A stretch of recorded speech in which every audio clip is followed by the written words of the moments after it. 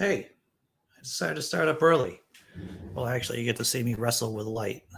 It's always light here. It's always trying to figure out what's the best lighting. And I still don't have a really good solution.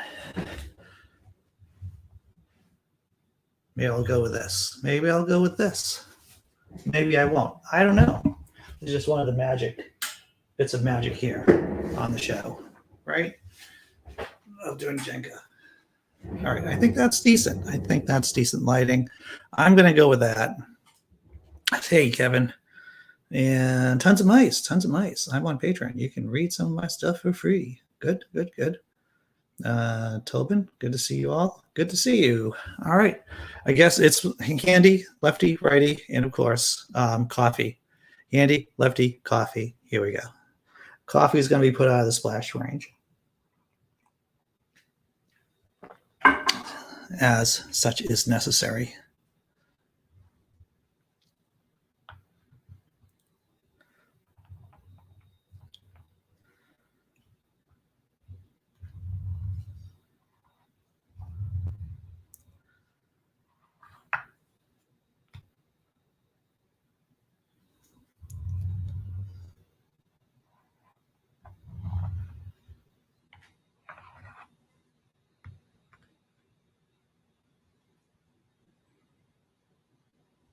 How you doing, Tobin?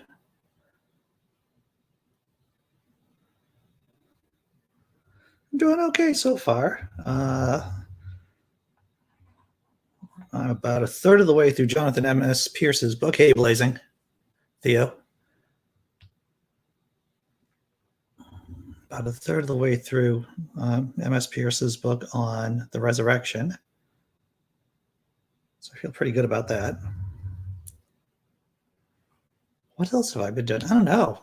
I've been doing stuff. I know that. I've been doing stuff.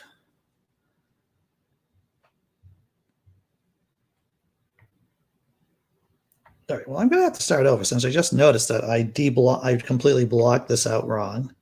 I double layered. I did one layer the same way as the other. I believe that's verboten. I believe that is wrong. So I'm going to start because I did. You see what I did? I did this, and I should have done that. I got to keep my mind on my blocks and my blocks on my mind, but I didn't do that. So I'm going to restart and start the whole system over again, the whole game from scratch. See, this is what I get for starting early. I don't double check my work.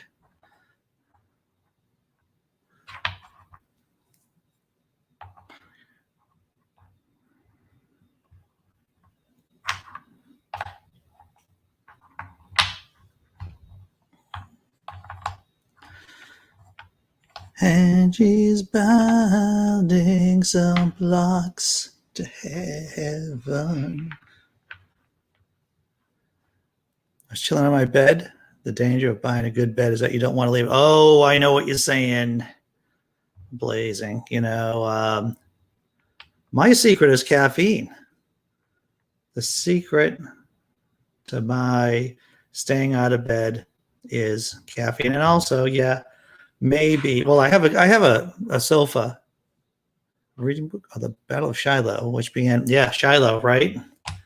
The thing is, the Battle of a lot of the Civil War and a lot of the Crimean War, if I could be so bold, really foreshadowed a lot of what was going on or what would go on in World War I, right? It's about being able to get your reserves to the front early. And for those of you who aren't in on the battle, hey, what's up, Paul Camish? Battle of Shiloh is one of the battles that Grant and Sherman fought together in. And I think Shiloh is a word that means sacred place or quiet place, something like that. I'm trying to pull that memory out of the back of my head, but I don't think I have it right.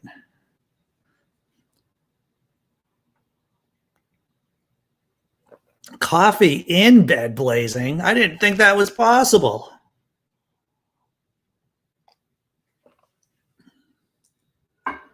Yeah, so the Battle of Shiloh Grant, it really shows part of Grant's character, right?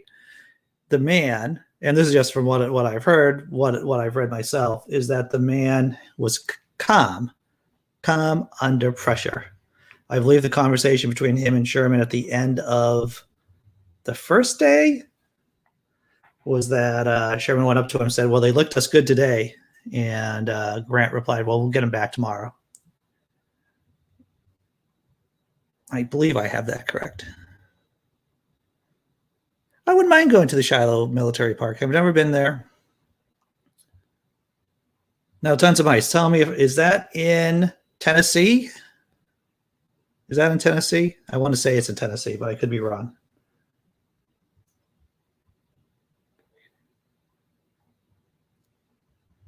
Whip them tomorrow. Yeah. Paul is the pilot. You got to pilot the plane. That's what you got to do.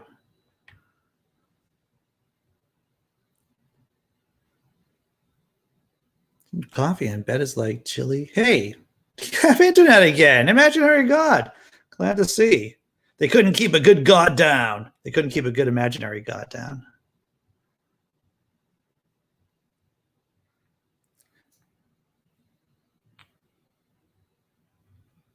Coffee. What is it with coffee? Tea is the real drink. I don't know. For me, obviously coffee has more caffeine in it. That's the thing that really does it for me. And to tell you the truth, I drink the stuff for its medicinal purposes.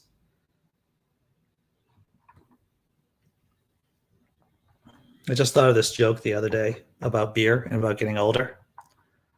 Is that I've gotten so old that I'm drinking beer for its taste. Yeah, I'd have to work around the wording of the joke, but I think it's a decent. I think it's the premise and the execution. It's pretty good. Good one-liner. American champagne, Coca-Cola. I think Coca-Cola is based in Georgia, isn't it? They're getting some pressure to do something about the voting restrictions going on in Georgia right now.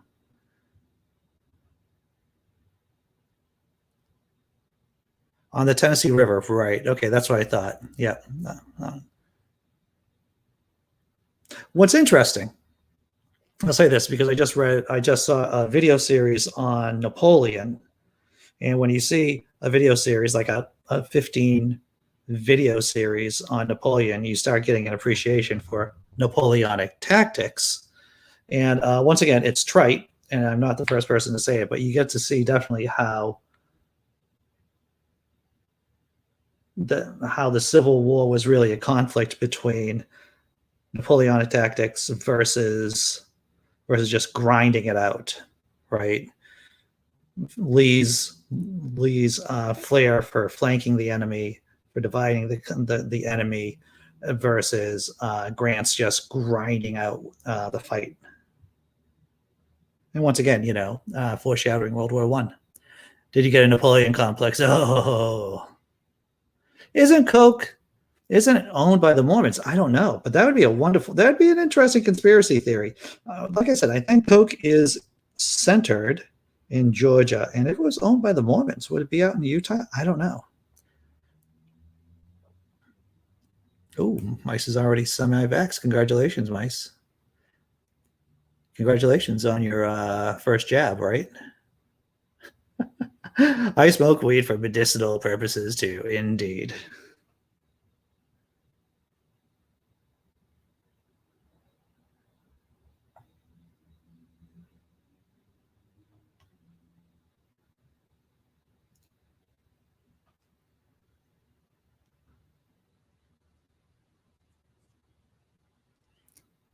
Yeah, I don't know. I don't know actually owns Mormons. The LDS has their hands in a lot of pots.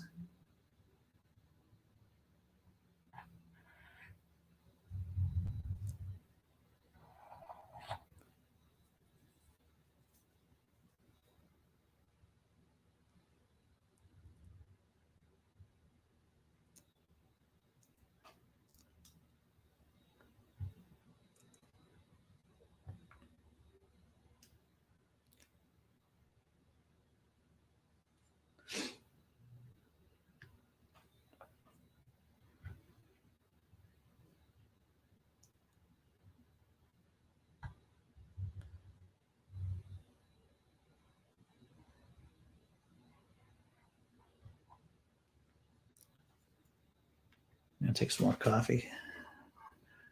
Snopes says it's false. Interesting.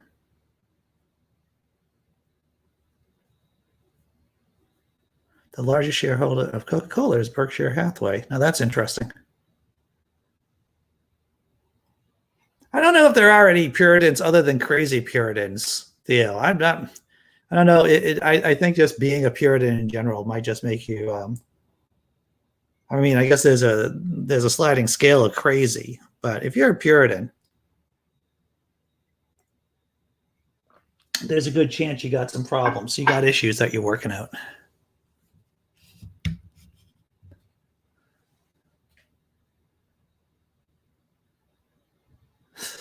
Really the greatest general of all time, Napoleon, not Dynamite.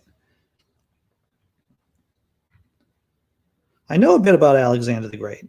He seems to rank pretty high up there, right? Being able to, even when he doesn't have a lot, when he's at a numerical inferiority, he was able to focus his forces where the enemy was weak and drive through their line.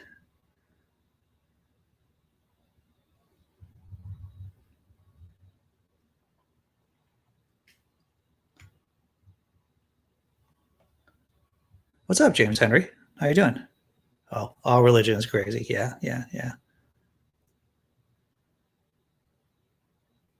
Yeah, name one Saint Puritan, right? And yeah, that's tough. That's tough. I guess I think if you're a saint, and just the name in itself, Puritan, you're purifiers basically, which is interesting if anyone's ever read that Chris Claremont classic X-Men novel, graphic novel, God Loves Man Kills. They're the baddie groups, the fascists there are called purifiers, which of course is a play on Puritans.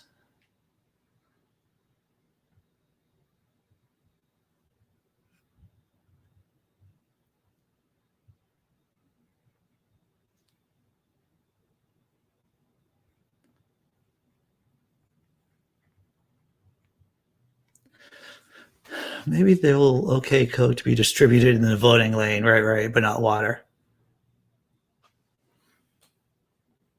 That's a crazy law in Georgia. Cannot give people snacks. Who? What kind of Republicans, Puritans?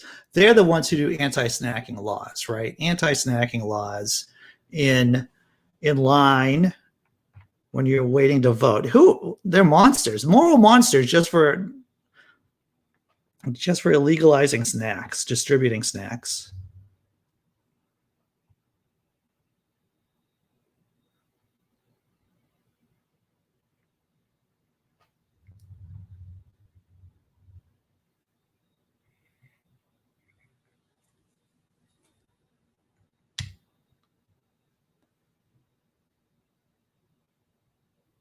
Oh, yep. I don't know that much about Takeda.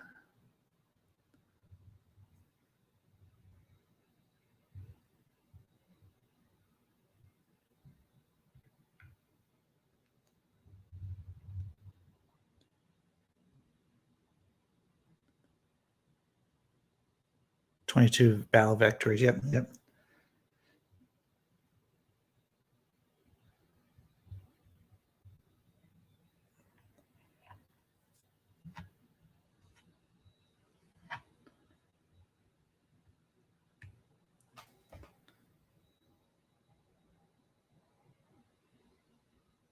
Coca-Cola buying water wells and engaging Colombia death squads. Oh, interesting. Both had 21 victories, huh? People remember George Washington, right? Father of the United States, so-called father of the United States. But he actually lost, I believe he lost more battles than he won. And what made him the quintessential guerrilla leader was that he knew how to retreat and he knew how to keep his army in the field and active.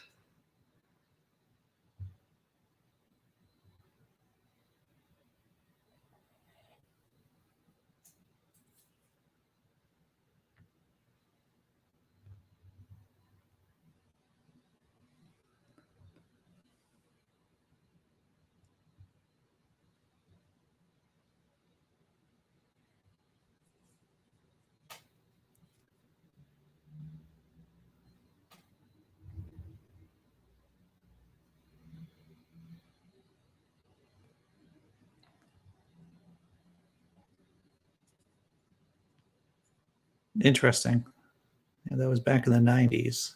Major storm. My bit of trivia about Coca-Cola has nothing to do with Columbia Death Squads. It is the fact that a RISD, Rhode Island School of Design student, created the logo for Coca-Cola.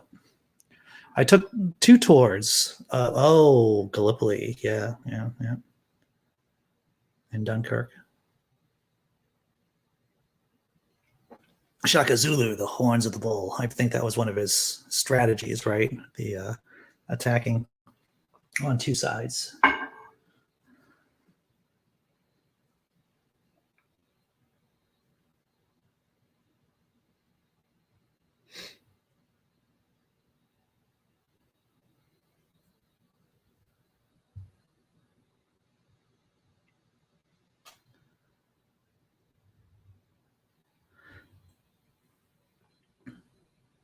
Dan Carlin, the host of Hardcore History, did a series on the Mongols, which I still haven't heard, which I should. It's on the list. I don't know if anyone else has a list of podcast episodes they should be listening to or they want to listen to, but that's one of mine.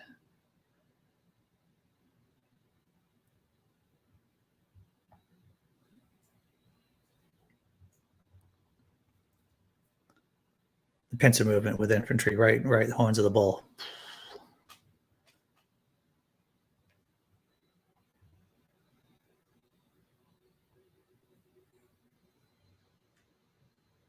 When you look at what appears to be a suicidal strategy in World War I, was really just the attempted use of Napoleonic tactics of just blasting the other side with your artillery and just driving your infantry through.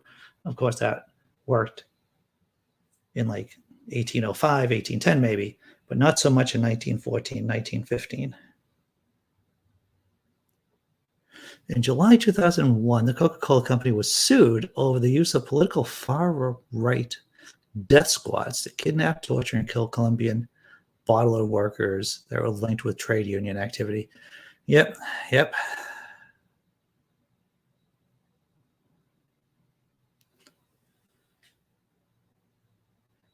You know, it's weird that we're talking about Shaka Zulu because I saw a Dick Cavett clip of Michael Caine talking about the movie, and you know what I'm going to say for those of you who are old enough to remember this or have seen the movie on TV, Zulu. Michael Caine was talking about Zulu, and he was trying to do an apologetics. This is back, I don't know, dudes, in like the early 70s, late 60s maybe.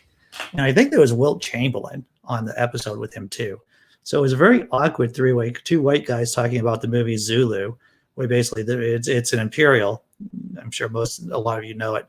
It's basically just British soldiers mowing down Zulu soldiers. And yeah, it was really awkward. 2 white guys and Wilt Chamberlain, just the 2 white guys talking about Zulu, and Wilt Chamberlain's just there. Yeah, it was an awkward interview.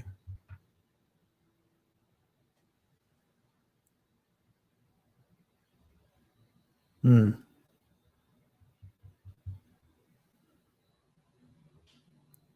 that's interesting. I've heard that there's this weird Fanta thing going on. I don't know if anyone else has seen The Boys season 2. There's like some kind of weird Fanta thing going on there amongst a cult.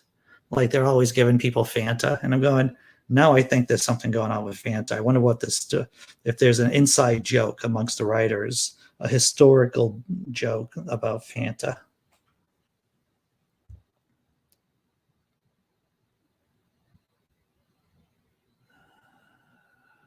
World War I led to reconstructive surgery. Yep. Penicillin, it was the start of actual psychiatry. That wasn't just torture. Yeah. There was, here in the States during the Progressive Era, 20s, early 1900s, late 1800s, the Progressive Era was there was quite a big push to make more humane treatments for people with, just people who were basically inpatients, psychiatric inpatients.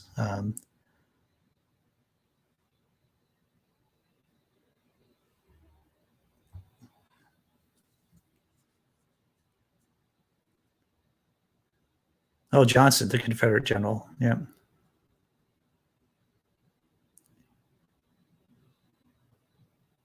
Killed on Shiloh. Yeah.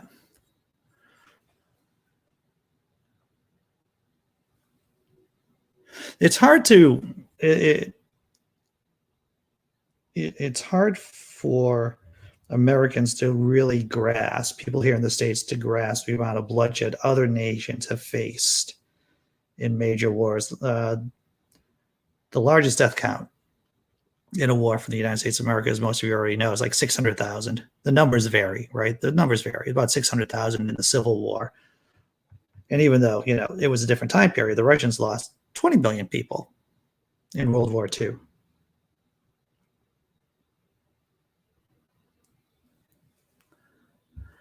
Fanta was just a copy of local lemonade by the Coca-Cola company in Germany during Nazi times. We've talked about this before. I remember talking about this whole Fanta Nazi things.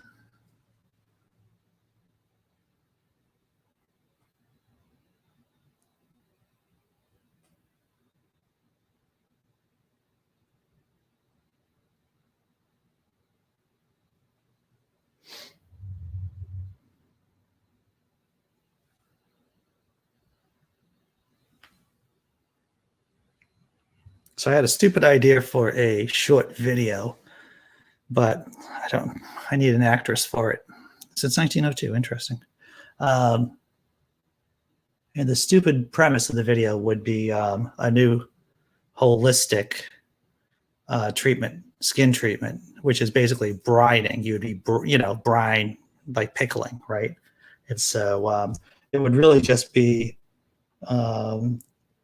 an actress sticking their face in a brine and then taking their face out. It would be a stupid 30-second, 50-second maybe video, but it's the pandemic. Don't know any actresses in my area that I can convince to put their faces into brine.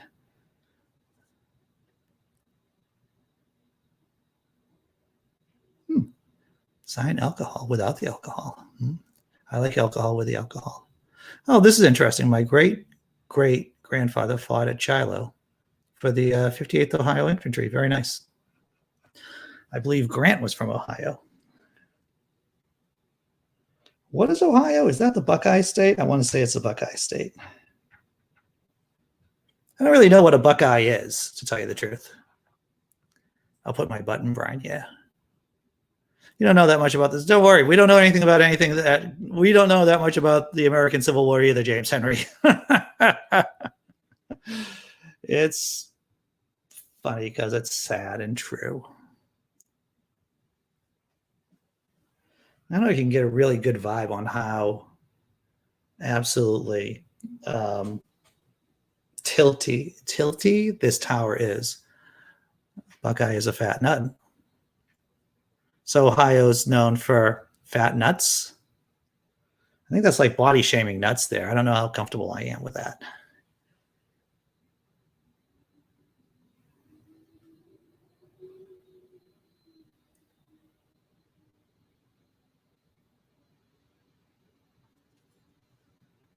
Oh!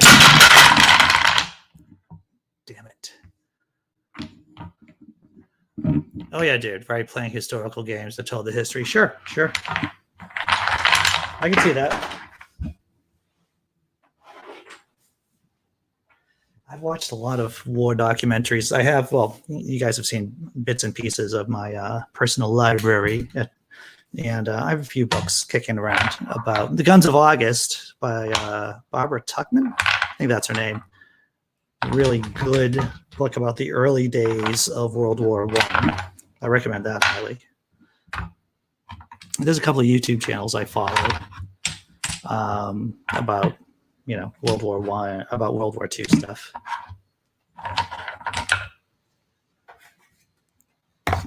Where's my glasses?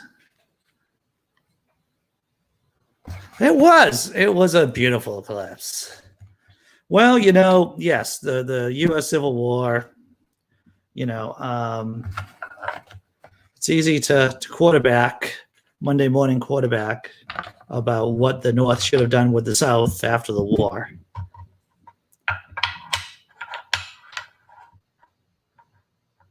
Yeah, I knew a guy back in the day. He was a Civil War reenactor. Well, wars, to get popular support, right? When governments need popular support from its people, then yeah, there's going to be lying involved. A lot of it, surprise, surprise, has to do with religion, right? It's like, hey, it's for God and country, or God and God and country, or country God and country God.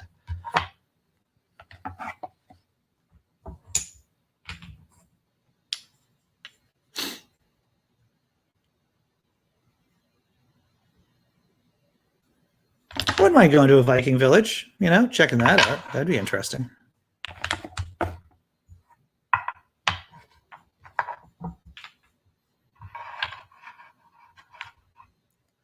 I went to the Gettysburg battlefield when I was a kid. I might have been 10 or 11. Made a big impression on me. My girlfriend's never been to see it. Neither have my kids. So once life gets back to semi-normal, we'll probably take a trip down to Pennsylvania. Most people in Europe don't like discussing this. Well, I could see why, James Henry. I could see why,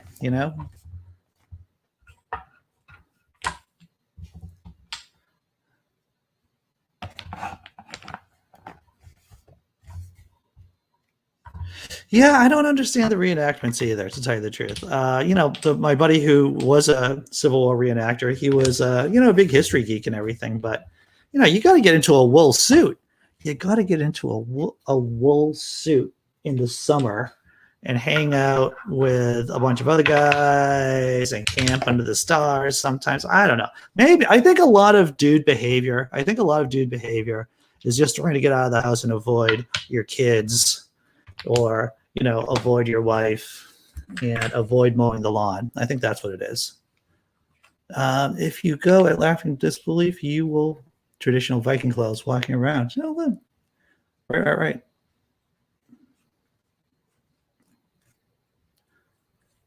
We should see the march, indeed. Well, I don't know. Now that George is turning blue, right? I feel that I used to riff on Georgia all the time, but now that they're actually going blue, I feel guilty about it.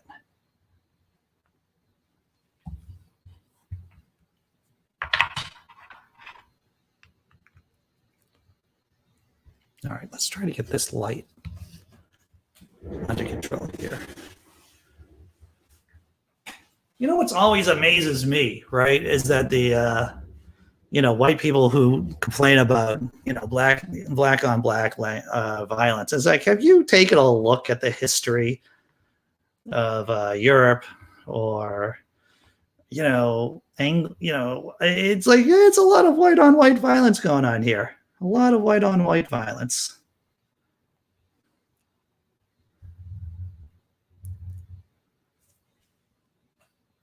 We have the legend of the oath. Oh yeah, dude, James Henry. Yeah. Well, there are other pro-Nazi countries besides just Germany. Of course, we had Italy. There's Hungary, who was on the German side in World War II. So much like on the German side that they were on the Eastern Front fighting the Russians. And I forget which country it is. I don't know if it was Bulgaria or Romania that was on the German side in World War II. It might have been Bulgaria, or was it Romania? I don't know. They had beef with the Russians, so that's why they were on the German side. And the Finns too. The Finns, had beef with the Russians, justifiably so. So they fought alongside the Germans in World War II.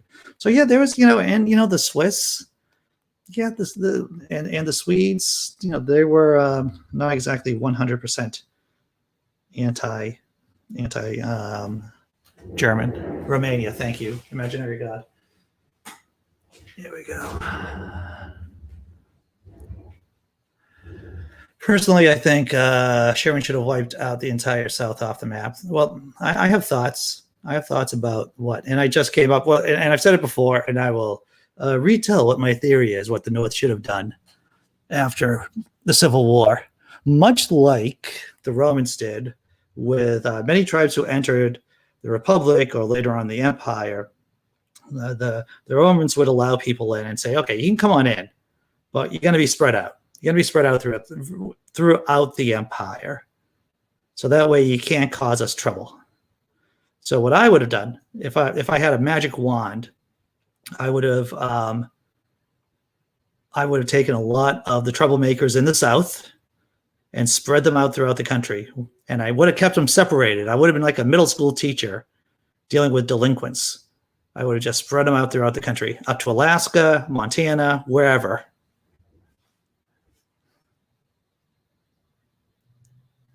He would get. Well, there. I think there was. Wasn't there an SS regiment or an SS group made out of people from Holland? Yeah, as I recall, the SS recruited people. Like there were a bunch of French people from the SS, in the SS, and as well from the Low Countries too. Oh yeah. Yeah, sent to the Eastern Front. Yeah, that's the bad one. They were all bad fronts, but yeah. Oh yeah, the U.S. Empire. Yeah, that's unsustainable in the long term. At least you can say for what you can say for Biden and for as against to Trump, and you can say a lot of good things about Biden in comparison to Trump, is that Biden is trying to reestablish our alliances and our friendships around the world. Because that's how, and anyone who has a cursory knowledge of history knows this, the way how you keep order, because the United States can't do it anymore, right? It isn't the 1950s, the 1960s. You have to have allies, you have to work together to deal with threats.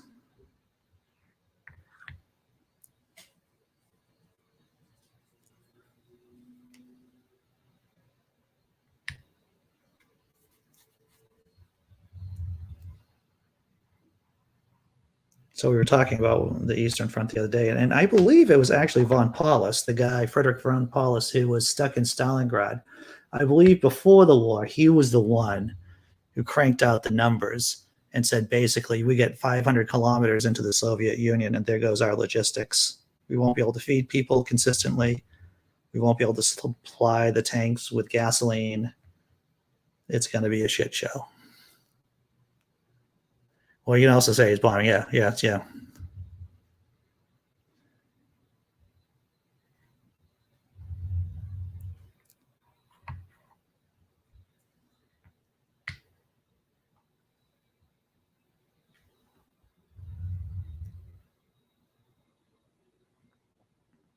Yeah, acting unilaterally is a way to get yourself into trouble. Well, Tobin Templeman, it's all just the more you know, the more you realize you don't know. Right? The more you know, the more you realize you don't know.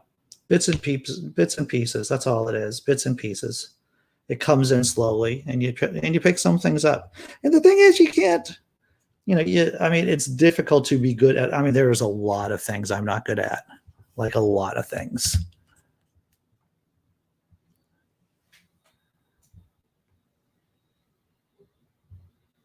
And there are things I should be better at, or I think I should be better at.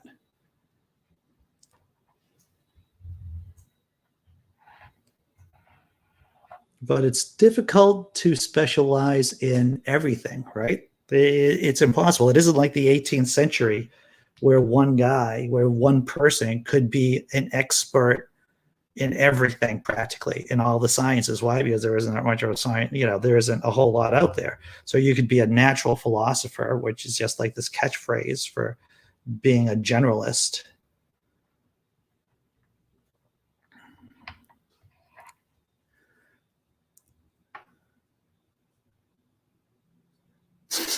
About mind controlling drones, yeah, indeed.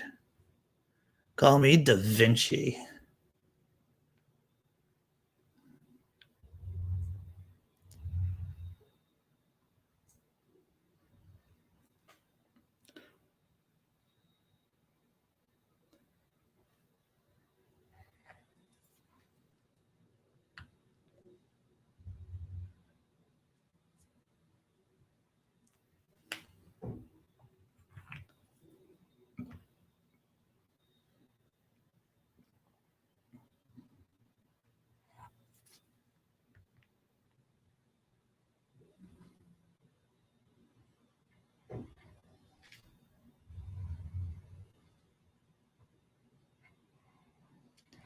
Da Vinci's a pretty big, you're big into the oil painting and the designing.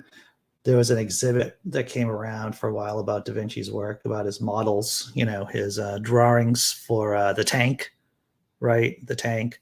And there was a model about one of his, would-be flying machines. I guess that's the Leonardo da Vinci. I understand.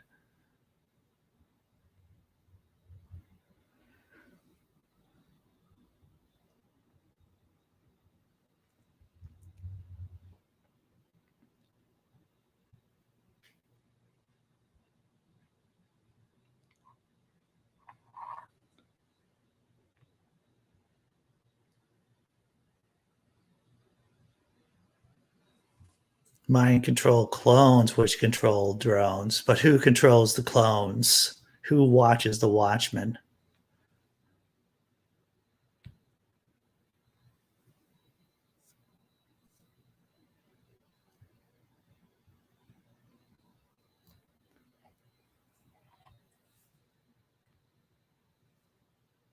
Look at that.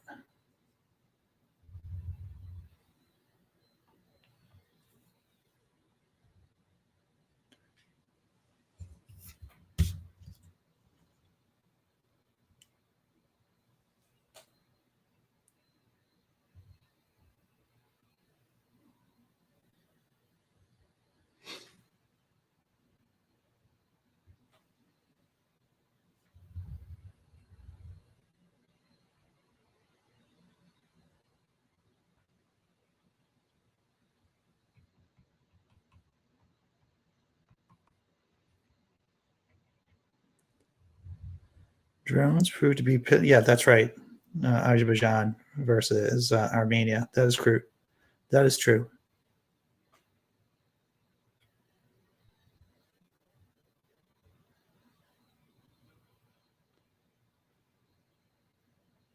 And you can definitely say that drones are the wave of the future. Weather warfare. I heard from Marjorie Taylor Greene that there's going to be space lasers shooting down and causing fires. Count Dooku.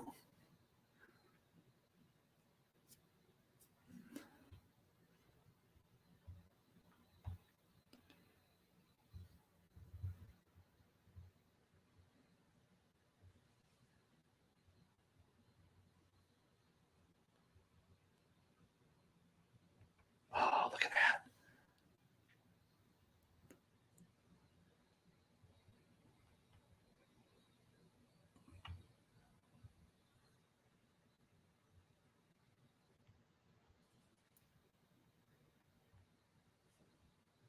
The Russians tested a tsunami making bomb the other day. I saw that. A radioactive tsunami bomb, right? Well, it's interesting now that missile defense is becoming a real concern for those powers that have, ICBMs, right? Intercontinental missiles. They're trying to make super missiles or missiles that will avoid missile defenses, like the hypersonic missile and the radioactive tsunami missile.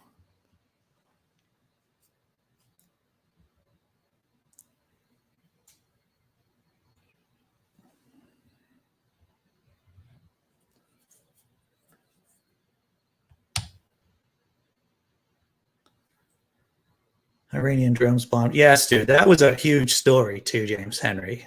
Iranian drones bombed the Saudi facilities under the American noses. Yep. It just shows you this kind of asymmetrical war, right? A kind of asymmetrical war with just using these small drones can really cause major damage.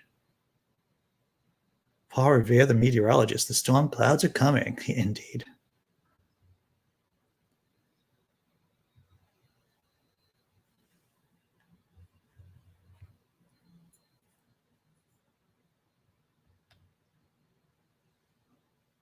Hey, Derek Cruz. Yeah, they were accurate too, the drones, right?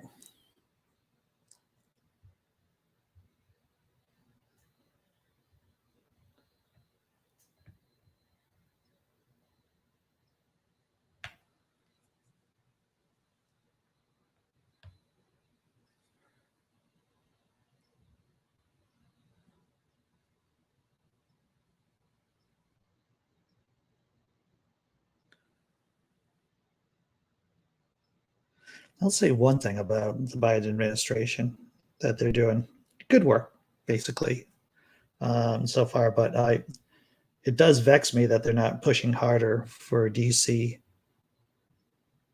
statehood,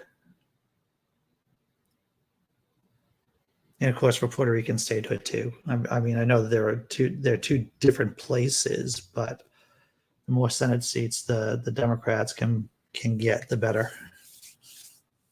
Oh no, it isn't. It's a multipolar state, right? It's like great power. Um, the great powers during the 19th century more than anything else now. Yep, yep.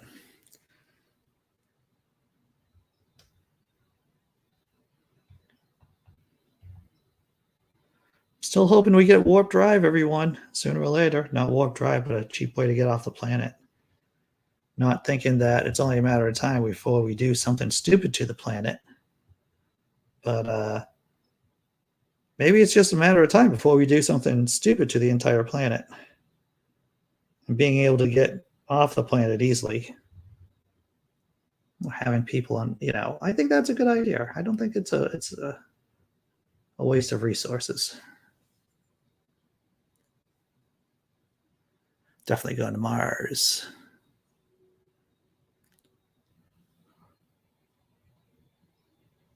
Well, I think you can make an argument that the Russians have a series of client states, right? The Russians are doing their best at having a variety of client states around them, and in them too, within the Federation itself.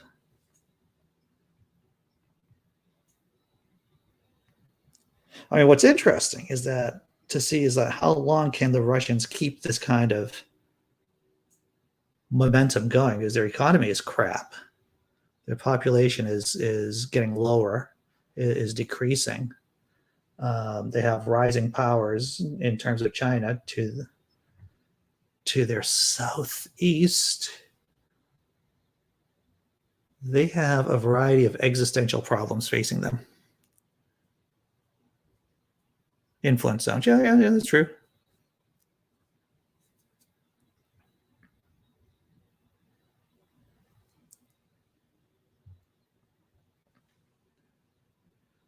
Tower's getting pretty big.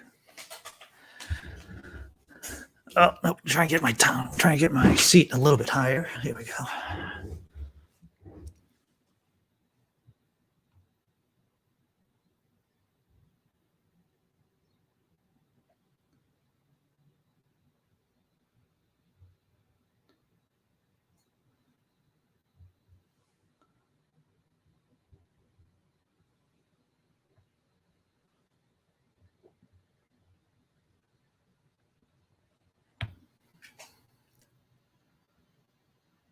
China claims. Yeah, well, that it's an interesting thing. I think I talked about this before. Is that the Russians grabbed a bit of that stretch right outside of Manchuria in northeast China. They grabbed that, I think, back in the 1900s, early 1900s.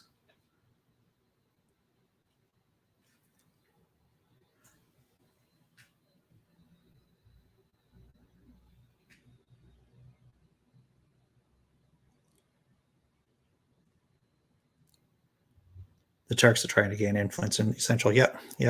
Well, during World War I, the Germans were trying to create this stir up trouble in the Russian Empire, and so were the Turks, right? Trying to create this kind of pan-Turkish type of state because there are a lot of Turks over there in Central Asia, in places like Turkmenistan. Obviously, the most foul of the Central Asian states. I'm sorry for that crappy pun.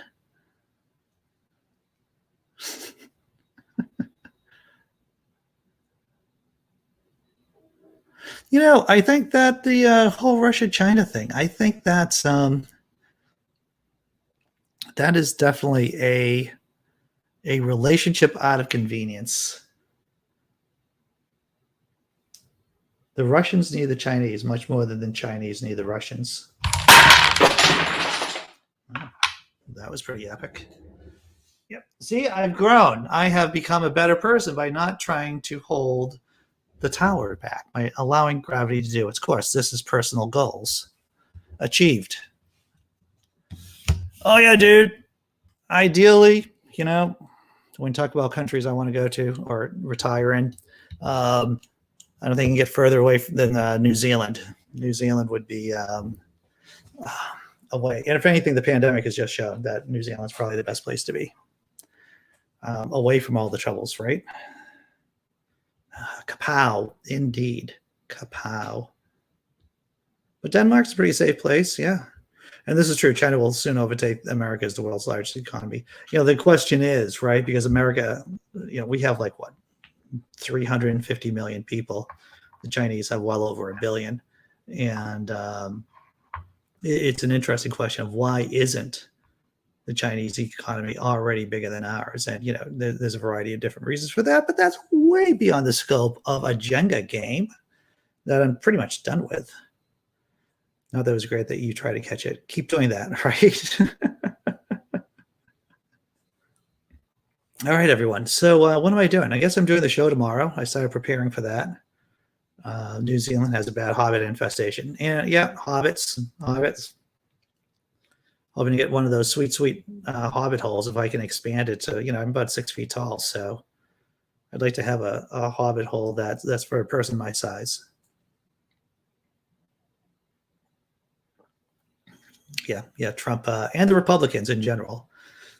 When you think about what the Republicans do with money, which is just tax breaks for the rich, as against to investing it in basic research and development. And I have to say this again, is that the rise and fall of the great powers that came out basically maybe in 1986, 1988, it's really, the first third of the book is an excellent read in terms of how important basic research is. Not in military research, but in just basic R&D and how that helps the economy in a million different ways, and how to keep a economy going, productive, and thriving. Yeah, dude. Yeah, the 90s. Well, it's Republicans. It's the Republican fetish for tax cuts. That's what it is. Yeah. Well, China has a lot of infrastructure to build. They have a lot of infrastructure to build. And those are investments. That's what you should be spending money on, and not in tax cuts. All right. I'm going to head out. What am I going to do? I'm going to do some more reading, prepare for the show tomorrow, do some more exercise. I think I need to exercise a bit more, and finish up this cup of coffee. I'll tell you that. So, yeah, it's now better than... All right, everyone. Take care. Be strong. I'll see you tomorrow.